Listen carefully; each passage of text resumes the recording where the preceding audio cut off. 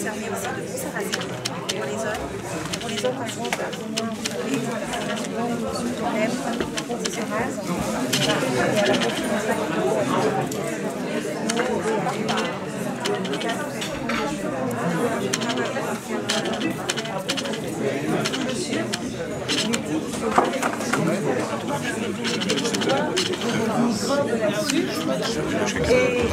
non, l'odeur sort par là.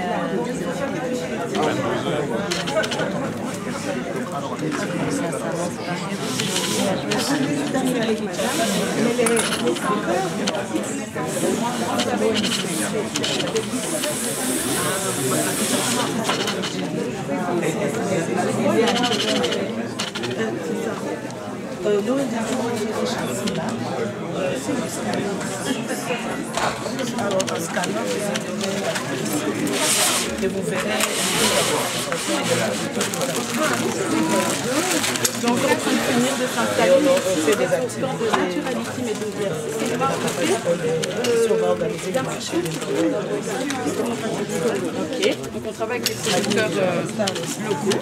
Et puis on fait goûter 100% naturel, qui est juste mobile, qui a aussi des formations. On a mis dans des sachets biodégradables réutilisables. On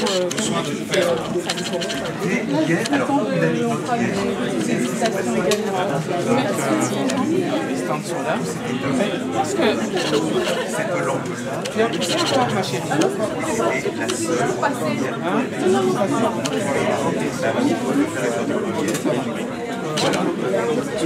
C'est notre lumière. C'est notre lumière. La lampe, on la laisse pas en dessous. Non, non, non. Regardez. Allez, à plus tard. La famille, après il s'est adressé son ami, ensuite le voisin. Ceux qui ont vraiment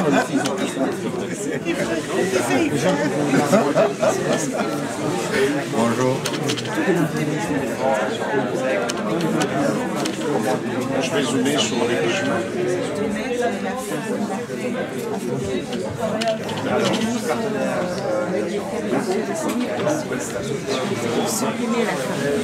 Pour supprimer la fin.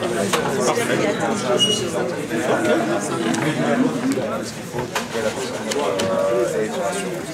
Grosso modo, le service qui accompagne les familles de A à Z afin qu'elles puissent rester et répondre à cette culture et à cette culture. intéressant, mais pourquoi ces pays africaines? Donc c'est juste les Africains qui... Alors, c'est pas juste les Africains. J'ai créé cette entreprise pour la communauté africaine parce que la communauté est très grande, très développée. Elle a conservé sa culture et elle a transmis aux futures générations. La communauté est très structurée dans le sens où les quartiers africains, on retrouve des restaurants, des masseurs,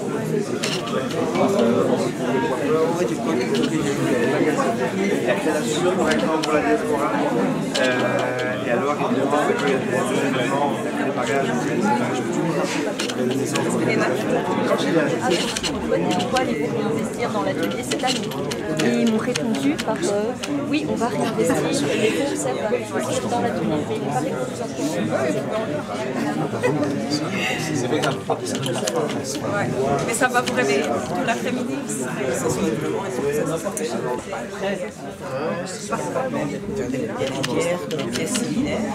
Et j'ai déjà on a hâte, d'être unique, formation. Ah oui. Il y a toutes ces enseignes, tous ces mouvements, une fois qu'on a fait une formation sur les outils pour pouvoir plutôt juger une PME. À ce moment-là, de l'autre côté, on sélectionne des PME et puis on fait le match entre les deux. Vous avez la diaspora. Aujourd'hui, nous allons consacrer la journée à l'entrepreneuriat. On aura des pitchs, on aura des masterclass, des success stories. Donc ce sera uniquement la journée consacrée à l'entrepreneur, aux start-up, aux porteurs de projets. voilà, ça c'est ce qui est prévu pour la journée d'aujourd'hui. Je pense qu'elle va aussi être intéressante que celle d'hier. Au moins, on va entendre ceux qui sont dans le terrain et ceux qui essayent vraiment de porter haut leur projet. Pour commencer, je vais donner la parole à Enabel, notre partenaire qui nous accueille, qui va faire un tout petit mot d'introduction. Mais c'est une véritable joie pour Enabel, un honneur de vous accueillir dans nos bâtiments ici à la rue Haute à Bruxelles. Enabel, agence belge de développement, vous le savez. Nous sommes actifs dans 21 pays, nous comptons aujourd'hui plus de 2000 collaborateurs. 170 projets regroupés autour des objectifs de développement durable, paix et sécurité, changement climatique, mobilité humaine, urbanisation, lutte contre les inégalités sociales et économiques, dans l'objectif et vers l'ambition d'une croissance plus inclusive. Il est évident que la deuxième journée de cet événement majeur, ce forum économique international centré sur l'entrepreneuriat, est au cœur de nos préoccupations dans les pays où nous officions. Moi-même, qui travaille en République démocratique du Congo, nous œuvrons au bénéfice de l'entrepreneuriat, de la création d'emplois décents pour les jeunes et en priorité des femmes. Aujourd'hui, nos interventions sont souvent déclinées sur 3 niveaux différents. Un niveau qui consiste à soutenir le partenaire bilatéral, le gouvernement du pays où nous essayons d'accompagner des dynamiques de changement, des dynamiques permettant d'améliorer le climat des affaires, d'améliorer les conditions du développement économique. C'est un niveau institutionnel sur lequel nous intervenons, par exemple à Kinshasa, mais dans tous les autres pays où nous sommes présents. Mais nous avons également des niveaux intermédiaires d'intervention. Nous travaillons et nous contribuons à ce que les logiques de déconcentration ou de décentralisation soient réellement à l'œuvre. C'est d'autant plus important dans un pays immense, un pays continent, un pays de près de 100 millions d'habitants qu'est la RDC. Là, nous travaillons avec les entités décentralisées ou déconcentrées, notamment dans l'ensemble des provinces où nous intervenons. Au niveau le plus proche des bénéficiaires et des populations que nous souhaitons accompagner, on trouve aussi des dispositifs aussi variés que des écoles d'enseignement technique, des centres de formation professionnelle, mais aussi des centres de ressources, des incubateurs gérés par le public, gérés par le privé, par les fédérations patronales.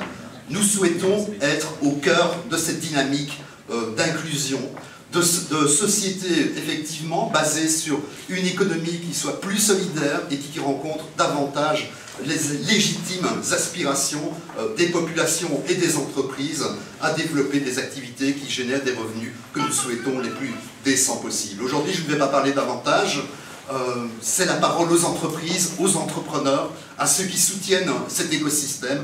Je vous souhaite vraiment une deuxième journée très fructueuse avec, je l'espère, des échanges qui permettront de faire avancer cette belle histoire de l'entrepreneuriat. Merci.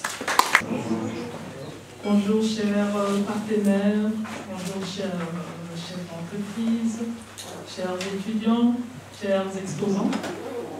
Aujourd'hui, c'est les deuxièmes jours des 7 rencontres.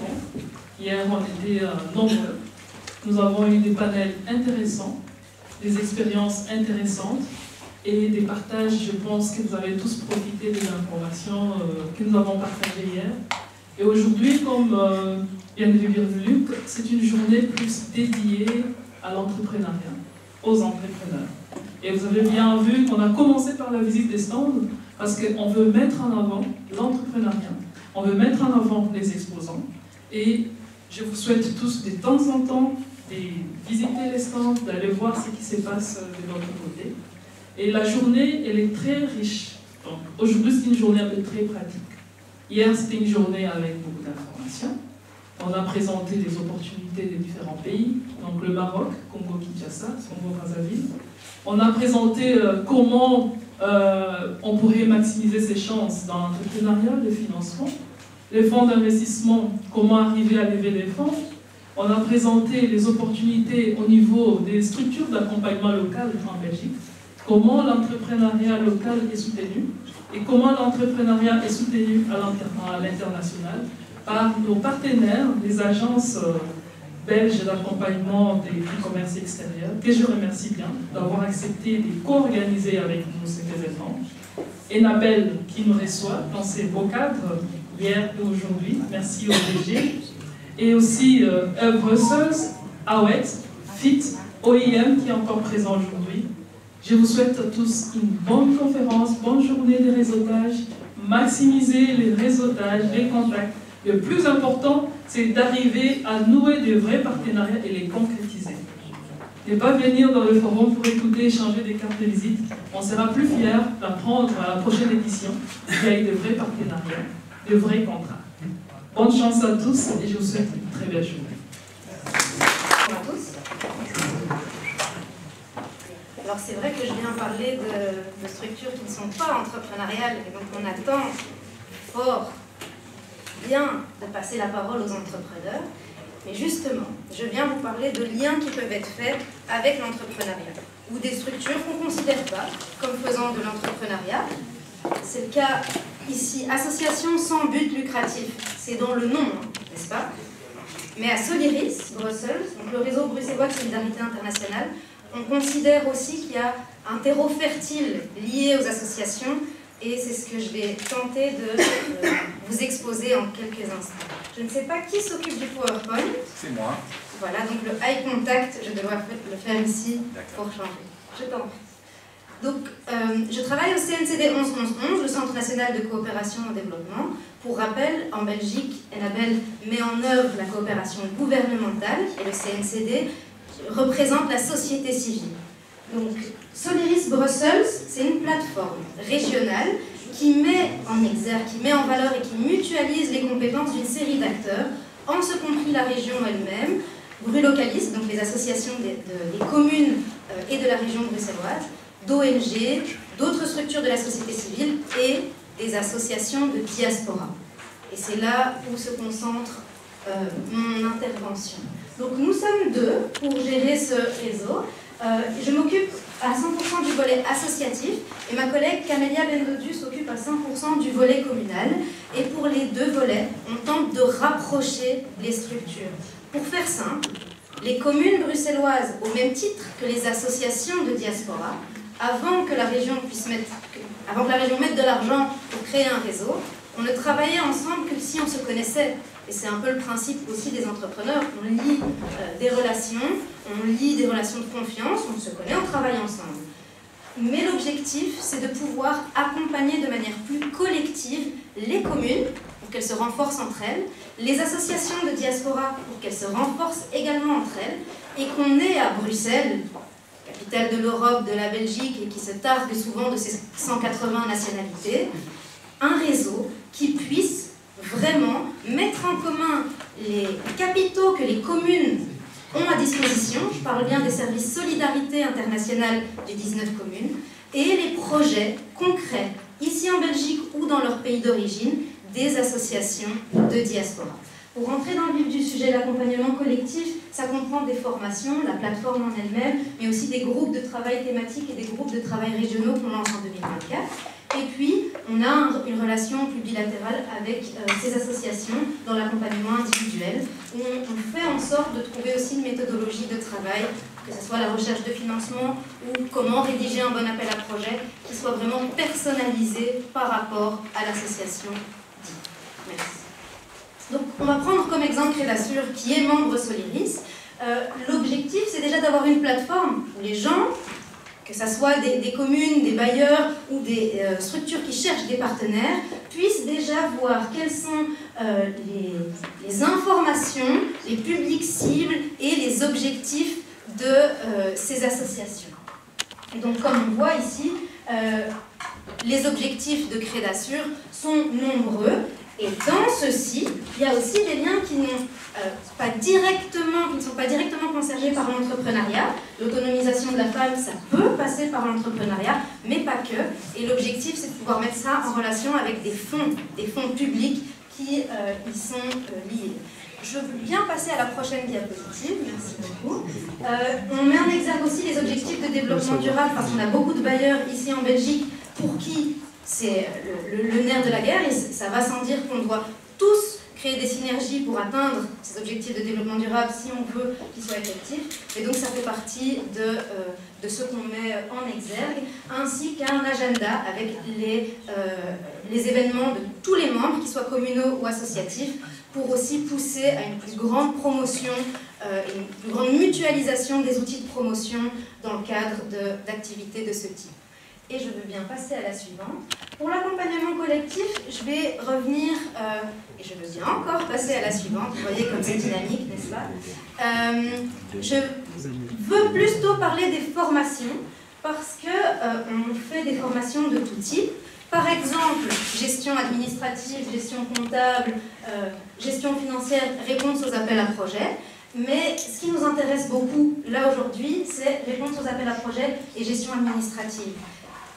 Un exemple concret, Bruxelles International fait, et on peut passer à la diapositive suivante, un appel à projet Sud chaque année, où elle concentre les zones d'intervention sur 3 régions, dont Kinshasa et sa périphérie. Et là, on a une formation minimum une fois par an. Donc avant l'appel, on essaye de la répliquer au maximum. Où Sophie ou Roxane, qui vous voyez sont les contacts chez Bruxelles International, viennent expliquer quels sont les do or don't do par rapport aux précédents appels à projets. Qu'est-ce que le jury a gardé comme conseil à donner? Et si on passe à la diapositive suivante également, on voit, et là c'est complètement hors cadre régional. Là, il s'agit de Business Partnership Facility, où l'appel est pour créer des liens entre les entrepreneurs et les associations. C'était fait en partenariat avec la Fondation Roi Baudouin aussi. Quand on regarde des critères comme ça, eh ben, notre rôle à Soliris, si c'est un besoin identifié par nos membres, qu'ils soient associatifs ou communaux, c'est de dire on est là, on est une structure régionale qui avons des fonds régionaux pour professionnaliser les associations, pour amener à ce que les projets soient d'une qualité irréprochable, pour qu'on ne puisse plus, et c'était le cas jusqu'à présent, et c'est encore le cas quand on parle de manque de professionnalisation, manque de professionnalisme des structures associatives, quand on compare aux entrepreneurs ou aux institutions, c'est de dire qu'on pourra nous refuser notre projet, mais pas pour des raisons administratives. Parce que les critères d'éligibilité, on les maîtrise. Tout ce que vous voyez là, on doit pouvoir le maîtriser et c'est le principe. Les membres identifient des besoins et on crée des formations avec nos formateurs par la suite. Avoir un impact collectivement, pour moi, ça se fait avec les associations et donc en partenariat avec les entrepreneurs. Mais c'est aussi de dire qu'il y a une économie sociale, et ça a été cité plus tôt, et que quand on veut faire des formations de gestion de projet, quand on veut faciliter les partenariats, quand on veut échanger des bonnes pratiques entre nous, entre membres, il faut aussi penser à quels sont les bons outils. Et jusqu'à présent, les associations n'utilisent pas de business model Canva, n'utilisent pas de business plan, ne vont pas vers des agences de microcrédit parce qu'elles ne se considèrent pas comme entrepreneurs sociaux. Et c'est l'objectif de cette partie-là. Et puisque vous voyez de l'autre côté, les maillages de projet pour un monde juste et durable, indicateurs, monitoring, financement public, c'est aussi de dire aux entrepreneurs de la diaspora et aux associations qu'il y a des financements toujours publics pour participer au développement des communes, pour avoir une coopération décentralisée aussi. Alors j'en cite qu'un seul, le programme fédéral de coopération internationale communale, c'est de renforcer les capacités entre des communes ici et des communes des pays partenaires. Et donc il y a toute une liste de communes wallonnes qui sont en partenariat direct avec des communes congolaises. Il y a une série de communes bruxelloises qui sont aussi en lien. Et il faut pouvoir capitaliser sur ces choses qui existent déjà. Il me semble que j'arrive à la fin de ma présentation. Vous avez ici un QR code qui renvoie vers l'ensemble des éléments qui pourraient vous être utiles, à savoir le site internet, mais aussi les données de rencontre pour les communes ou pour les associations, ainsi que mon adresse email au besoin, puisque la journée sera riche et unique. Tout d'abord, bonjour à tous. Je voudrais d'abord remercier Crédit Azur et Annabelle pour l'organisation de cet événement. trouve assez génial parce que ça nous permet un petit peu à nous tous de pouvoir échanger entre nous. Donc nous sommes tous issus de la diaspora et je pense que cet échange est vraiment intéressant et vraiment important dans le sens où ça va vraiment créer des opportunités, je pense, et pour un monde meilleur et un futur meilleur. Ça, j'en suis convaincu.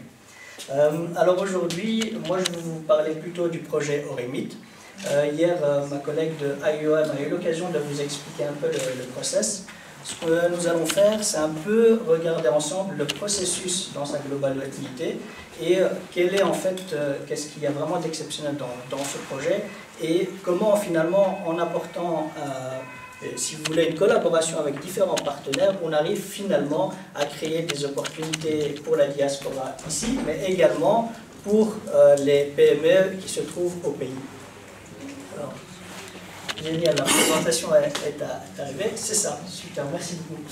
Donc, alors, comme vous avez eu l'occasion hier de un peu découvrir le projet, avec IOM, Zidic et un partenaire finalement de ce projet-là, nous avons mis en place une sorte de programme qui permet en fait de pouvoir faire le lien entre la diaspora qui est présente ici en Europe et des PME qui se trouvent au pays même.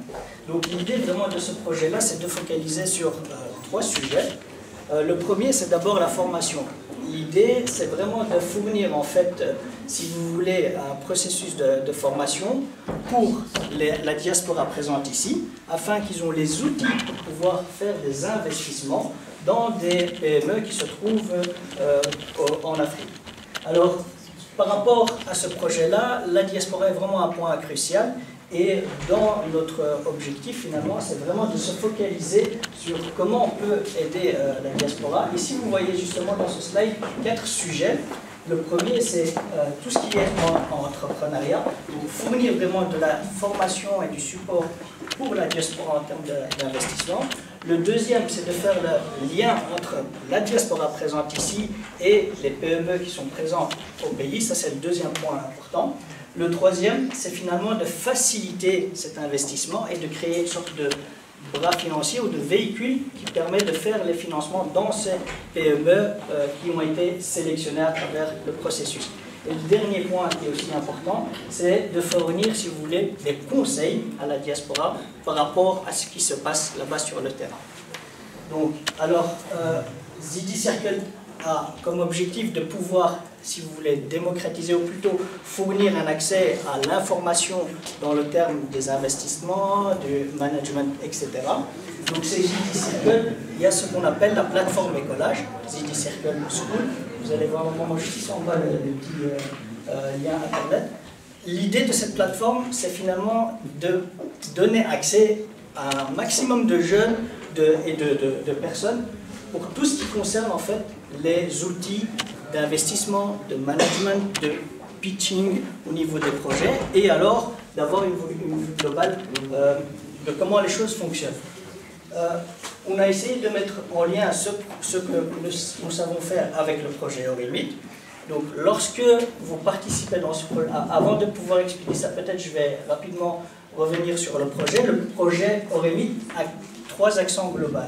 Le premier, comme je vous ai dit, c'est fournir l'information pour que les gens puissent connaître les bases de l'investissement. Le deuxième, c'est de connecter des PME avec ces finalement investisseurs qui sont présents ici et issus de la diaspora. Et le point global, c'est finalement, après tout ce processus, faire le lien entre ces investisseurs et les PME qui sont là-bas. Je vous ai parlé de l'écolage au niveau Zidic Circle. Donc Zidic fournit des présentations et des formations dans l'investissement et le management.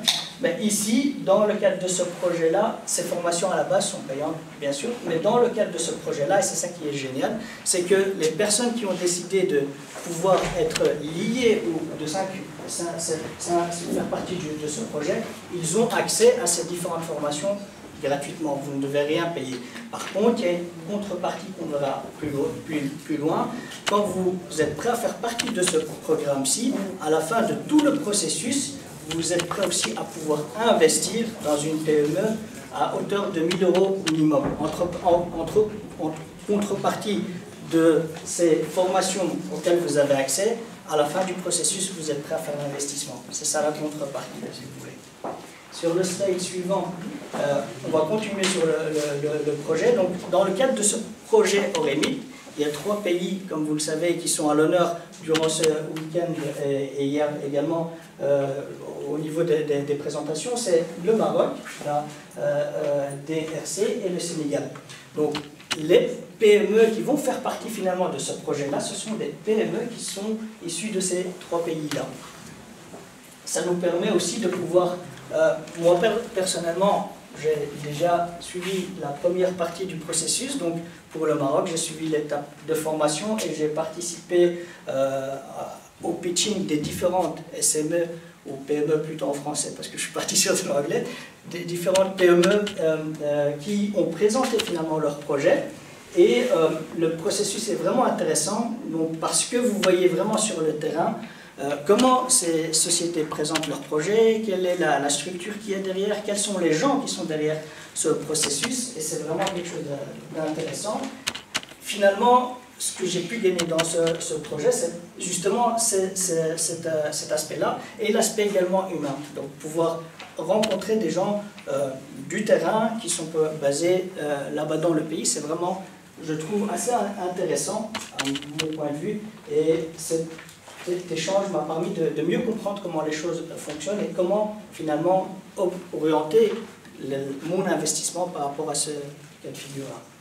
Donc le projet Oremit, comme on a dit, c'est vraiment faire une sélection de diasporas africaines qui sont prêts à suivre un processus de formation, et à la fin de ce processus de formation, ils sont prêts à pouvoir investir dans des PME plutôt qui ont un lien avec tout ce qui est écologie, mais également l'aspect humain. Vous verrez qu'il y a un exemple à la fin de cette présentation où finalement c'est une démarche win-win. Vous apportez quelque chose, vous avez quelque chose en retour, mais en même temps vous améliorez finalement l'aspect social directement sur le terrain.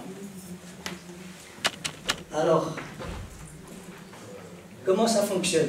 Donc, il y a un premier processus, vous allez voir au niveau de notre stand, vous avez des petits folders justement qui expliquent comment pouvoir s'inscrire à ce processus. Une fois que vous êtes inscrit et que vous lancez dans le processus, il y a un programme qui est prévu à partir du mois de février et de mars, qui consiste en 2 événements online, où vous allez avoir finalement la base des connaissances en termes de financement, d'investissement, de pitching, due diligence, etc.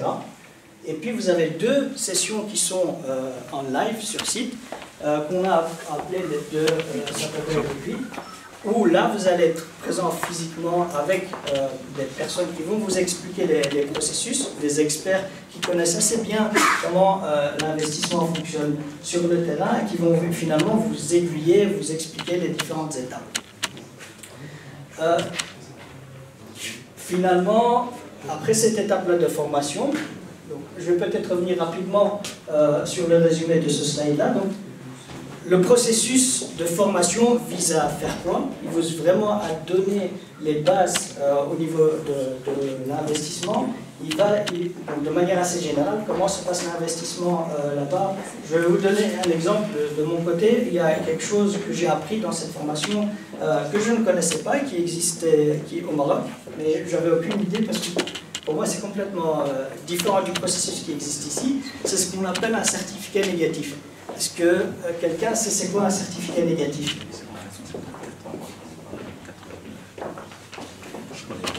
C'est quelque chose qui est spécial par exemple pour le Maroc. En fait, lorsque vous avez vous créez une société, avant de pouvoir lancer ce processus-là, vous devez d'abord aller chercher au niveau des autorités ce qu'on appelle un certificat négatif. Ça veut dire que le nom de la société n'existe pas dans le pays. Et ça, c'est quelque chose que je ne connaissais pas, parce qu'en Belgique, il n'y a pas ça. C'est ça qui était assez intéressant dans ce type de formation. Vous avez vraiment des experts qui connaissent les choses, qui permettent de partager des points assez intéressants avec vous. Donc ça, c'était par rapport au basique. Vous avez l'évaluation. Je peux revenir sur le slide. Ouais. Super. La partie évaluation, donc financière de la société, du business, etc. Et puis la dernière partie, le deal making, c'est finalement comment avoir un agreement avec la société ou la PME dans laquelle vous voulez investir. Sur le slide suivant, on peut...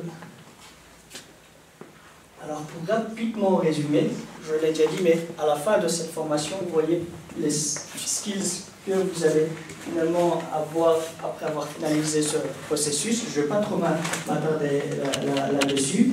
Un point qui est assez intéressant, c'est de pouvoir juger un pitch d'une PME une fois qu'elle se présente à vous. Vraiment voir quels sont les points qui sont intéressants et les points qui vous permettent à vous de pouvoir décider est-ce que vous pouvez continuer par exemple avec cette PME ou il y a des points que vous devez plus investiguer ou c'est quelque chose qui n'est peut-être pas dans votre directement, qui ne vous convient pas en termes d'investissement. Ça c'est intéressant parce que quand on parle d'investissement, on parle de risque. Bon, le processus global que vous voyez ici, in fine, en fait, il va vous apporter cette possibilité de pouvoir faire des investissements, mais de pouvoir aussi monitorer ou manager le risque, puisque les PME qui vont faire partie du processus, ce seront des PME qui vont elles-mêmes suivre un processus d'analyse et de sélection. Et puis, vous avez aussi l'occasion de pouvoir rencontrer cette personne au niveau du pitching, de les écouter, de comprendre leur projet et de faire votre propre analyse en ayant ce que j'ai appelé au début, la formation qui vous permet et les outils qui vous permettent finalement de faire cette analyse. Alors sur le... Ouais. Donc là on arrive un petit peu au processus de sélection des PME. Donc dans le projet ici en question, ce sont plutôt des startups ou des PME qui sont déjà sur le terrain mais qui sont encore assez jeunes. Quand vous voyez au niveau des domaines dans lesquels on va sélectionner ces PME, c'est plutôt food, agriculture, renewable energy, water, sanitation, health, mais également, un point important, c'est le digital. Souvent, c'est dans ces catégories de points que vous allez retrouver finalement les PME qui vont faire partie du programme. Alors, par rapport à la région, c'est partout au Maroc, partout au Sénégal, partout en RDC. Là, vous voyez un peu le profil des PME, on l'a déjà dit, donc des PME assez jeunes et qui ont besoin d'un investissement entre 10 000 à 50 000 euros. Et finalement, il y a un point qui est important. Je vous ai parlé tout à l'heure du risque. Tout investissement, il y a un risque derrière. Les PME qui sont sélectionnées dans le cadre de ce projet-là doivent pouvoir, et donner leur accord plutôt, pour pouvoir passer au niveau de la due diligence. Au niveau de cette audit-là, en fait, vraiment, on va analyser l'aspect financier, on va analyser l'aspect projet, on va analyser l'équipe qui est derrière, les compétences qui est derrière, finalement, pour nous, vous, moi, puisque je fais également partie de ce processus, réduire nos risques à l'investissement. Alors là, c'est l'équipe qui a participé, par exemple, pour la partie Maroc. Vous voyez également, par exemple, il y a pas mal d'incubateurs qui connaît assez bien le secteur au Maroc, puisque comme je vous ai dit, le processus pour le Maroc a déjà démarré. En gros, par rapport au secteur militaire, il n'y a pas assez de structures et ça coûte cher. Alors on a pensé à mettre un système ou un produit qui pourra faciliter l'accès aux gens pour qu'ils puissent être pris en charge convenablement. On a pensé à Tobato. C'est une solution pour permettre à nos familles, frères, sœurs qui sont au Congo de bénéficier de ces produits pour être pris en charge convenablement. Et on s'est dit qu'une grande partie de la population congolaise vit et dépend de l'aide qui vient de l'extérieur. Ça veut dire la diaspora congolaise à travers le monde. Ils envoient plus ou moins 2 milliards de dollars par an pour soutenir leurs frères et sœurs restés au Congo. Dans l'alimentation, dans l'éducation, dans la santé. Alors, nous savons tous, ils peuvent envoyer de l'argent, mais cet argent-là ne sert toujours pas aux besoins destinés. Vous voyez? Alors, si vous souscrivez à Tobatella, là vous êtes sûr que votre frère, sœur, tante, neveu, il sera pris en charge comme il faut, 7 jours sur 7, 24 jours sur 24, aussi longtemps qu'il a besoin d'être pris en charge par des soins, tout ce qui est lié santé et voilà, prévoyance obsèques. Donc, le produit phare, c'est Tobatella, 2,50 € pour 5 personnes. Je pense que même le Père Noël ne peut pas faire mieux que ça. Voilà. Donc, avec 2,50 €, si vous rentrez chez Carrefour, vous n'aurez pratiquement rien du tout. Mais avec 2,50 €, vous pouvez prendre en charge 5 personnes par jour. Et la consultation, les examens, les médicaments, voire même l'hospitalisation. Là, vous êtes sûr, en prenant cet abonnement, tout le monde est satisfait, tout le monde est protégé.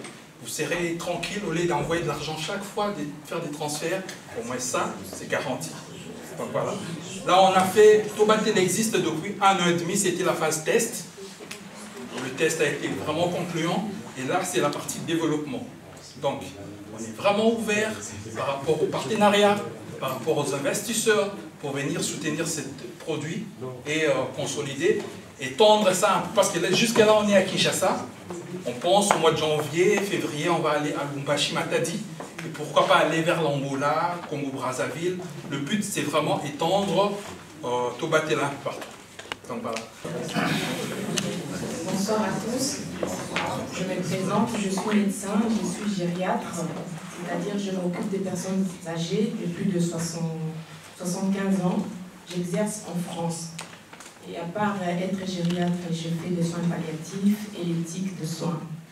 Donc aujourd'hui, je viens vous parler des GMNU, qui veut dire gériatrie et médecine nucléaire.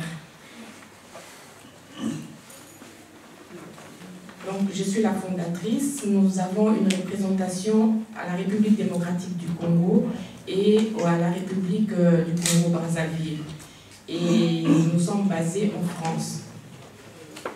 Donc là, je vous présente GMNU. Pourquoi? Parce que ça va concerner tout le monde. Nous tous, nous allons passer par le vieillissement. Ça va bientôt nous rattraper aussi. Voilà pourquoi nous devons préparer déjà notre avenir. Hein, il faut toujours, dans tout ce que nous sommes en train de faire, il faut toujours prévoir l'avenir. Et donc là, notre mission, ma mission et de ceux qui travaillent avec nous sommes en train de préparer l'avenir de l'Afrique. Nous avons nos yeux tournés vers l'Afrique. Et puis un espace éthique. Pourquoi l'éthique? Parce que nous devrions faire connaître à tout le monde qu'il faut du bon sens dans tout ce que nous sommes en train de faire, surtout pour nous les médecins, les personnels soignants. Il faut que nous puissions connaître l'éthique dans le soin. Voilà, et donc j'ai parlé de la gériatrie, de la médecine nucléaire, de la néphrologie. Nous serons centrés plus pour créer des centres de dialyse. Nous avons déjà une référence de notre, personnellement avec mon époux, un centre qu'on a créé en France.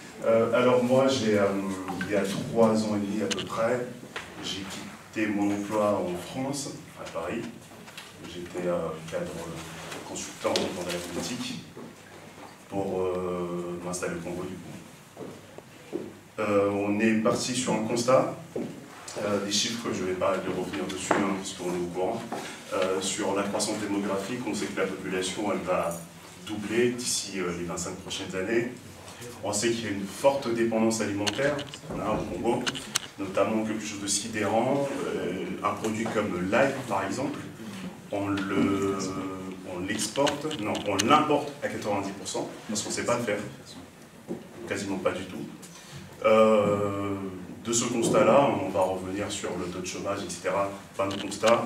L'idée, c'était de ne pas demeurer dans la vérité, hein, de constater les choses sans rien faire. Il fallait agir après avoir su. D'ailleurs, c'est la devise de notre entreprise. Du coup, par là, on va réussir à se fédérer un bon nombre d'associés aujourd'hui qui sont français, haïtiens, enfin, c'est le monde qui est représenté pour un projet comme au Congo. On va monter notre boîte, du coup, dans la production et commercialisation des produits maraîchers, notamment principalement les oignons, la tomate, qui est notre produit vedette d'ailleurs, l'ail, donc on n'a pas trop à faire, concombre, etc., etc. Ces produits-là vont représenter 80% à peu près, enfin, je veux dire, on va les retrouver dans 80% de nos recettes locales. Donc voilà, c'est vrai que dans l'approche aussi, Quand on entend agriculture, souvent on est orienté vers les produits vivriers, manioc, etc. Mais j'ai tendance même à dire que ce discours-là, malheureusement inconsciemment, retire l'Afrique dans le débat du présent. C'est pas l'avenir, c'est le présent, c'est maintenant que ça se passe. Et encore une fois, il faut vraiment... ce qui nous drive, je le disais tout à l'heure, c'est sortir de cette velléité, parce qu'on a constaté beaucoup de choses, et vraiment agir et pousser dans la... Donc aujourd'hui, nous, on est ouverts, justement, par tout type de partenariat, et je m'arrête là, que ce soit d'apport financier, intellectuel, ou encore de matériel, parce que ça nous fait... on en a besoin. Un dernier exemple, quand on arrive sur une province, parce que moi j'ai un site de production au Congo central, mais on commercialise à Kinshasa, principalement pour le moment. Quand on arrive au Congo central, sur une dame qui s'appelle Maman Guina, que j'aime affectueusement, cette dame-là, ça faisait 20 ans qu'elle était dans l'agriculture. Finalement, quand je lui demandais combien de tonnes vous êtes capable de produire sur un hectare, elle n'était pas capable de me le dire. Ça faisait 20 ans qu'elle était dans le métier. Finalement, ce sont des gentilles dames qui savent que produire. Et tout ce qui est critères un peu de performance, etc., c'est ce qui manque un peu. Et ça, c'est ce qu'il faut apporter quand j'ai parlé de ressources intellectuelles. Enfin, voilà aujourd'hui. Merci pour votre attention. C'était pour Colis Business.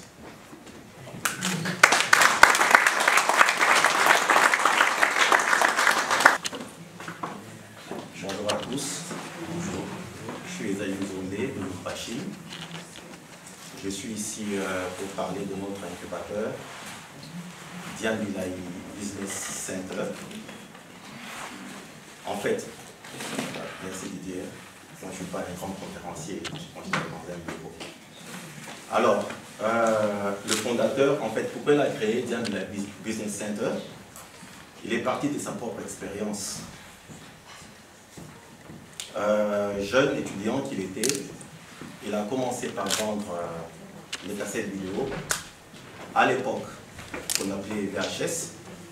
Je pense que nous tous, nous avions ça dans nos maisons, parce que nous étions jeunes à l'époque, bien sûr. Après ça, il a commencé à vendre des habits. Arrivé à l'université, il a fait les sciences économiques. Il a fini en économie à Lubumbashi et puis il est venu en Norvège pour s'installer en Europe. Il a commencé à travailler dans une banque en Norvège. Mais il a senti que ça n'allait pas pour lui. Et il a décidé de rentrer au pays. Il est rentré à Lubumbashi. Alors, une fois, quelqu'un l'a appelé. Quelqu'un l'a appelé pour lui dire, écoute, il y a des Mozambicains qui sont à Lubumbashi, qui voudraient un partenariat avec la Gétamine, tout ça. Il ne connaissait rien de lui. Alors, rien de lui. Tout ce qu'il a fait, il est allé à la Gétamine, à la direction générale, pour prendre des informations utiles. Il est rentré vers les Mozambicains, pour leur dire, voilà, pour avoir déclaré, minier, la procédure de la Gétamine et ABCDEF. Qu'est-ce que j'aimerais relever ici? C'est l'initiative, le courage de quelqu'un qui a cru en lui-même. Parce qu'aujourd'hui, nous sommes dans un salon sur l'entrepreneuriat, mais déjà le mot entrepreneuriat peut faire peur. Or, entreprendre, c'est faire quelque chose. Et pour nous, à DBC, nous disons, tout le monde peut faire quelque chose. Tout le monde peut entreprendre. C'est comme ça. Il a eu la vision d'encadrer des jeunes Congolais. En fait, tous ceux qui veulent entreprendre dans n'importe quel secteur. En fait, dans n'importe quel secteur. Dans la vente des charbons, dans... il y a quelqu'un qui a parlé ici de la culture maraîchère et tout. dans, par exemple, pour les femmes, celle qui a un don de décès. En fait, chez nous, c'est faire quelque chose qui nous importe. Tout ce que vous pouvez faire, tout ce que vous pouvez entreprendre, vous pouvez bénir chez nous. En fait, c'est comme ça qu'on est en train d'encadrer des jeunes. Et aujourd'hui, nous encadrons 1200 jeunes à Lubumbashi. C'est un bouton, quand je me lance là, maintenant, ça va se mettre en route. Voilà le bruit que ça fait là. Quand je couvre, ça va se couper, ça s'active. Je le relance. Je le coupe encore, ça va se taire. Voilà, c'est ce dispositif qui est le meilleur match. Alors, donc, nous avons fait quelques démos là. On commence par quoi? Je lance le dispositif. Voilà, il est en marche là maintenant. Il est en marche et donc nous allons rechercher une multiprise. Multiprise, oui. Multiprise que nous allons brancher. Oui. Branche bien. Voilà. Quand vous regardez là, apparemment ce n'est pas encore allumé là, mais nous allons lancer le disjoncteur. En haut, lance le disjoncteur. Voilà, quand on lance le disjoncteur, qu'est-ce que vous constatez? Oui, que vous constatez que c'est bien. Coupe encore le disjoncteur. Coupe le disjoncteur. Vous voyez que c'est éteint. Parlez-vous. C'est un groupe électrogène. Un groupe électrogène. En fait, c'est un coffret qui produit de l'électricité. C'est un coffret, un dispositif qui produit de l'électricité grâce à la force électromécanique. Et ça, c'est une invention made in Africa.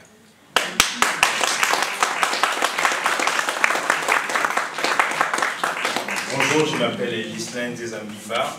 Je suis le CEO de Kaboula Énergie. Donc ça, c'est le coffret Kaboula Énergie qu'on a développé d'abord au Bénin et actuellement on est en République démocratique du Congo. Alors, vous êtes parmi vous, vous savez tous que, si vous peut-être vous ne savez pas, en Afrique, il y a environ 600 millions de personnes aujourd'hui qui ont encore des soucis pour avoir accès à l'électricité. Par exemple, pour la RDC, je ne sais pas si vous connaissez les statistiques, il y a environ 10 à 15% maximum des entreprises qui ont accès vraiment à l'électricité. Vous imaginez un pays où on est plus de 100 millions d'habitants, moins de 20% ont accès du matin au soir accès à l'électricité. Donc c'est pour ça que moi et mon équipe, on a développé ces coffrets-là, comme vous voyez. Ça c'est déjà pour le coffret orienté pour les particuliers et les petites unités de production. Donc là on est en recherche et développement pour développer des micros et des mini, en fait il y a des petits, des micros et des mini centrales hydroélectriques orientées pour alimenter les villages, pour alimenter les petites cités. Par exemple, actuellement, on a un projet à Mwanda où on est en train de faire l'étude de faisabilité pour permettre à ce que cette ville, qui est alimentée, écoutez bien, à moins de 20%, comme la plupart des grandes villes, alors que Mwanda à gauche, à peu près 120 000 habitants. Vous imaginez, moins de 20 000 personnes ont accès à l'électricité dans cette ville. Et partout en Congo, c'est la même chose. Donc, c'est pour ça qu'on s'est élevé. On a pris cette mission avec moi et mon équipe. Aujourd'hui, nous, qu'est-ce qu'on recherche? On cherche des personnes qui ont bien compris cet aspect-là, qui ont vu ce qu'on a déjà fait et qui sont prêts à nous accompagner. À partir du mois de janvier, je pars en Afrique pour 3 semaines parce qu'on a déjà la société qui est créée. On a déjà quelques clients potentiels, dont Orange Énergie, je ne sais pas si vous connaissez, la filiale, voilà, et qui nous font des propositions. Il y a la Société nationale d'électricité qui veut faire appel à nous, et il y a d'autres villes qui sont éloignées des grandes villes, des villes qui sont éloignées du réseau central, parce que le gros problème qu'on a constaté, c'est quoi? C'est que dès que vous sortez des artères principales, vous n'avez plus accès à l'électricité. Et même si, vous voyez bien que les sociétés nationales ont du mal à aller jusqu'au-delà de certains points. Donc du coup, notre solution s'adapte aux personnes, aux particuliers, mais aussi aux petites et aux moyennes entreprises. Bonsoir à tous, je suis ravie d'être là. Mon histoire, elle parle de success story, mais je pense que c'est une histoire entrepreneuriale, comme bon nombre. Toutes les histoires commencent par l'envie de se réaliser, l'envie d'avoir un impact, d'apporter quelque chose dans ce monde qui me fasse avancer dans une bonne direction. Et mon histoire à moi est une histoire assez classique. J'ai étudié dans une école de commerce, j'ai fait un parcours assez classique. J'ai fait de l'audit financier, ensuite de la consultance, donc beaucoup de PowerPoint, Excel, etc. Et à un moment donné, j'ai réalisé que j'étais sur un chemin qui n'était pas le bon chemin pour moi. C'est-à-dire que quand j'étais jeune, plus petite, j'étais extrêmement créative. Et si on m'avait demandé « mais qu'est-ce que tu veux faire quand tu seras grande ?» Mon rêve ultime, c'était de travailler dans la mode, d'avoir ma propre marque et de laisser une marque dans ce monde. Et je pense qu'après 10 ans de carrière dans la consultance, j'ai réalisé que j'avais un choix. Soit je restais dans le confort qui était celui de ma vie, soit je prenais le risque de tout quitter et de rentrer sur un chemin qui était complètement inconnu. Et en fait, j'ai été très méthodique. Et je pense que l'entrepreneuriat, c'est tout à fait cela. Comme le disaient les personnes avant moi, c'est vraiment se mettre en marche. C'est aller chercher les informations là où elles sont. C'est créer un réseau là où on n'en a pas et faire des rencontres. Mais c'est aussi ne pas avoir peur d'échouer. Parce que l'échec fait partie aussi du chemin et il nous apprend les plus belles leçons. Donc concrètement, quand j'ai commencé, j'ai d'abord essayé de me rapprocher des ateliers. J'ai eu, je pense, 6 échecs. C'est-à-dire que j'ai été jusqu'en Italie dans une petite Fiat rencontrer un atelier qui m'a escroqué. J'ai fait confiance à quelques personnes qui m'ont guidée parce qu'a priori je ne savais pas ce que je faisais, donc il fallait des experts pour parler à ma place. Ils sont partis avec mon argent. J'ai trouvé un atelier qui finalement a développé un peu de prototype, mais c'était la catastrophe. Enfin bref, il y a eu pas mal d'essais et erreurs. Aïcha Diop, je viens du Sénégal. Je suis en Belgique dans le cadre de Enabel, le partenariat qu'on fait dans le programme Penwetio. C'est un programme qui nous permet de venir en Belgique et chercher des partenaires pour le développement de nos structures. Donc moi je suis traiteur au Sénégal et depuis des années, j'ai constaté que la plupart des produits, des intrants que j'utilise viennent d'Europe. Même les bouillons, liquides qu'on utilise pour nos plats viennent d'Europe. Et depuis lors, avec aussi Dakar qui devient un hub urbain où beaucoup de femmes travaillent, on a moins de personnes qui travaillent pour nous dans les maisons, les ménagères, etc. Donc la femme sénégalaise est devenue une femme très active qui court dans tous les sens pour pouvoir travailler et gérer sa famille. Et c'est dans ce cadre-là qu'on a vu comment mettre en place une unité de production multimodale pour faire des produits agroalimentaires naturels basés sur les recettes de nos mamans et tout en mettant en place les notions de HACCP, de Lean Management afin de pouvoir travailler à l'échelle. Donc fournir les grandes surfaces avec les produits surgelés. Donc on a mis en place des plateaux de sucré et de salé en surgelé que bientôt les Sénégalais pourront trouver dans les grandes surfaces, faire leur fête, donc le Picard de l'Afrique, comme on dit. Voilà, et aussi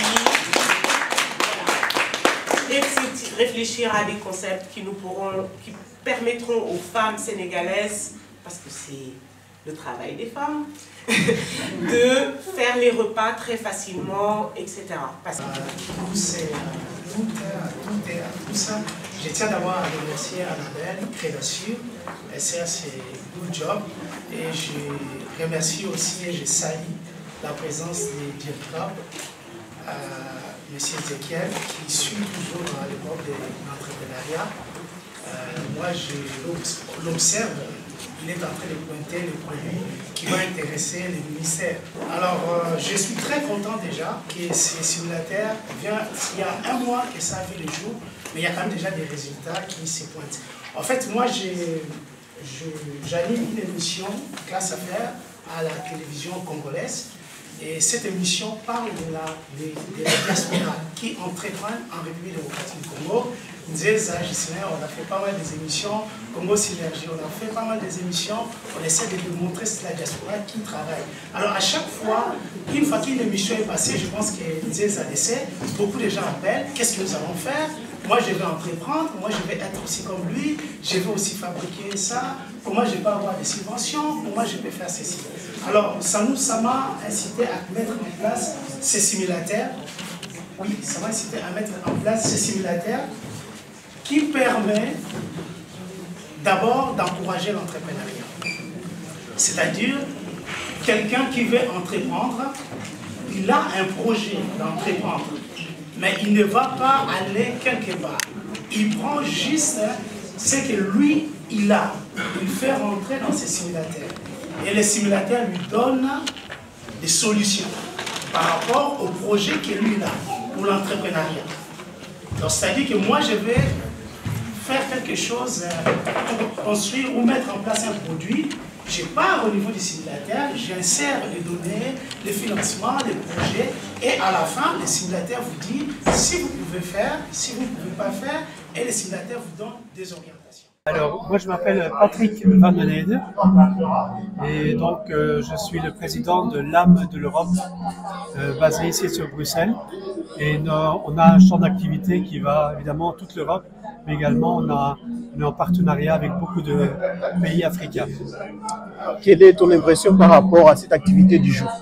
Bien, je crois que c'est très important parce qu'il est indispensable qu'il y a de part et d'autre des échanges qui sont importants pour l'avenir de l'Europe et de l'Afrique. Parce que je dis toujours que l'Afrique doit travailler avec l'Europe, mais pas pour l'Europe. Donc c'est une petite nuance et que tout passe par là. Donc par la formation, par l'aide à réaliser les projets et arriver vraiment à ce qu'on fasse qu'il y ait une cohésion entre l'Afrique et l'Europe. La lueur d'espoir, pour moi, c'est surtout les jeunes. Et on peut remarquer qu'aujourd'hui, les jeunes africains ont certainement la volonté de maîtriser leur pays, leur continent. Et partant de là, j'ai beaucoup confiance en les jeunes. Je suis Madame Julie Suélé, je suis présidente d'une ASPED, Fondation RAM, et je suis également entrepreneur CEO de Power Group. Je suis d'abord très satisfaite par rapport à l'organisation des prédations. Ce n'est pas la première fois que je participe aux différentes activités organisées par Prédation, mais particulièrement pour ces forums qui est dans le cadre de la Semaine mondiale de l'entrepreneuriat.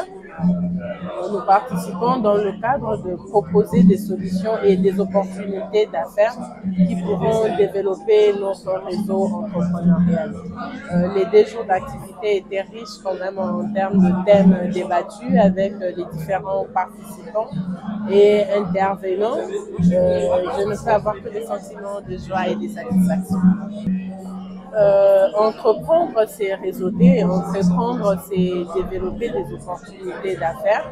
Et je pense que dans ce forum, j'ai eu à élargir encore une fois de plus mon réseau grâce aux différents participants dont j'ai pu échanger les coordonnées.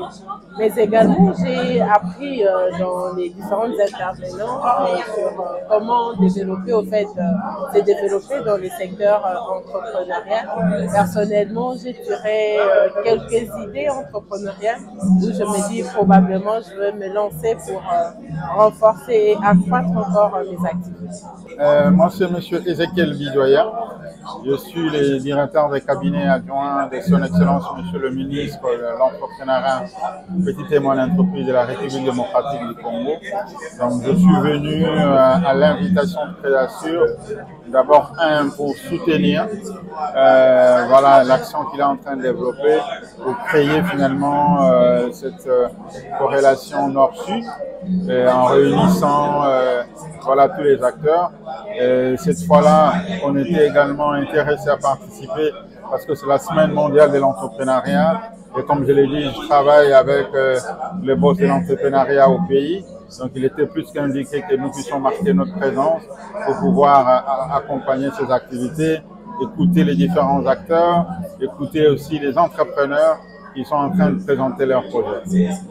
Je suis content pour notre compatriote Esther Michel, parce qu'en mettant en place ce cadre de réseautage, ça permet finalement de fédérer tous les acteurs, aussi bien au pays qu'au Congo, et ça c'est très très encourageant.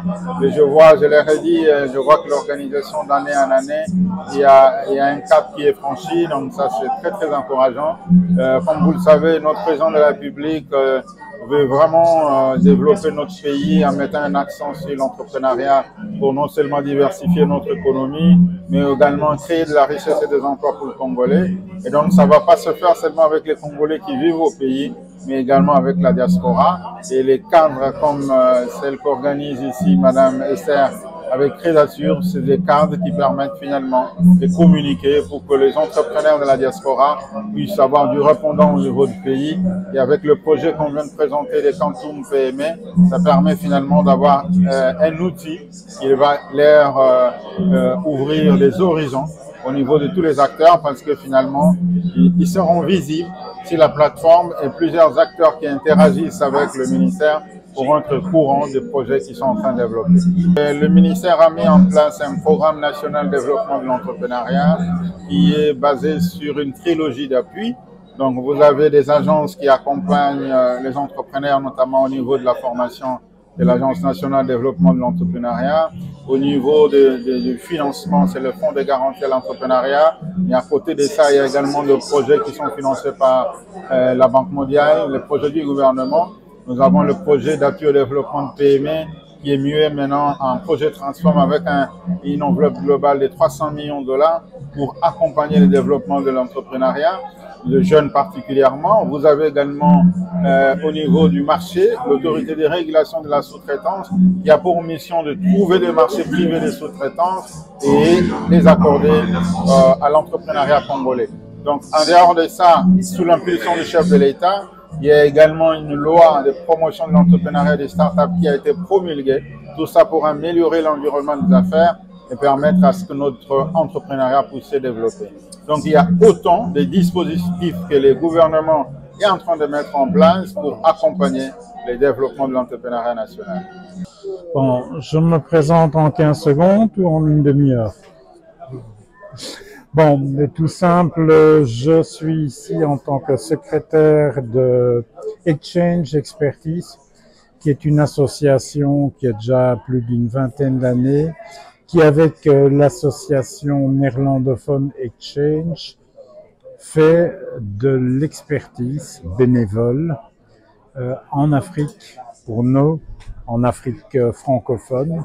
Ça représente maintenant près de 2000 expertises, mais ces expertises se limitent pas seulement à constater, désolé pour mes lunettes, ne se contentent pas seulement de constater, nous essayons aussi de partager avec nos partenaires entrepreneuriaux nos connaissances et leur apporter sur base de leurs demandes une réponse qui soit constructive et qu'ils peuvent exploiter directement. Et ça va de la mode en passant par le pain. Enfin, tu pourrais me poser une cinquantaine de questions différentes. Nous avons une base en fait de 400 experts et cette base augmente. Mais je trouve ça très constructif, je dirais. J'ai un seul regret, c'est que Il y a une très grande présence de RDC, de gens d'origine congolaise. Est-ce que ce sont les plus dynamiques? Est-ce que les autres ne suivent pas? Ce n'est pas une critique au niveau des Congolais, mais je me dis où sont les Marocains, où sont les Sénégalais? Je me dis il y a comme qui dirait un petit vide. Mais je trouve la réunion très intéressante, très constructive, et surtout le plus important, c'est au niveau du réseautage. Le fait de pouvoir mettre des visages parfois et de pouvoir discuter avec des personnes de projets de plus en plus, divers mais constructifs. Et de se dire, ce type de projet n'a peut-être pas de futur, mais par contre l'autre en a. Mais ça, on était pour nous rappeler en salle. D'accord. Mais donc, qu'est-ce que ton organisation, en tant que telle, pourra apporter comme plus par rapport aux opportunités que tu as vues et dont tu as entendu parler? Mais pour moi, c'est très simple. Nous fonctionnons essentiellement en Afrique. Ça m'empêche de créer des relations constructives ici. Nous avons rencontré des partenaires, de futurs partenaires avec qui nous pouvons collaborer pour améliorer notre travail. N'oublie pas que ce travail, il est bénévole. Donc, les demandeurs, c'est-à-dire les entrepreneurs, ne payent finalement que le repas, je dirais le logement et le déplacement sur place. Mais cela peut se passer de façon toute simple, pas besoin d'hôtel 5 étoiles. Tout le reste est pris normalement en charge par l'association si l'entrepreneur a des revenus qui restent décents. S'il fait des sommes extraordinaires, pas question que ce soit gratuit, il faut donner la chance à tout le monde. Nous avons de la chance d'avoir des experts qui sont vraiment très pointus. La majorité de nos experts ont dépassé la cinquantaine, voire la soixantaine, mais ce sont des gens qui sont tout à fait au point par rapport à leurs connaissances, qui sont d'anciens professeurs d'université. C'est vrai qu'on est à Louvain-la-Neuve, mais ce sont aussi des experts, des ingénieurs, un choix très vaste qui peuvent répondre à des demandes tout à fait pointues sur base d'un dossier qui est envoyé à notre association grâce à des représentants locaux qui sont sur place. Et moi, par rapport à tout ce que j'ai entendu, c'est entreprenez, c'est le meilleur terme, continuez, développez, vous êtes probablement en partie le futur de l'Afrique. J'espère que les gens qui me regardent sont d'accord avec ça. En tout cas, n'abandonnez pas. Voilà, je me présente, c'est Madame Josette Lupaka. Je suis présidente d'une association Paquitas House.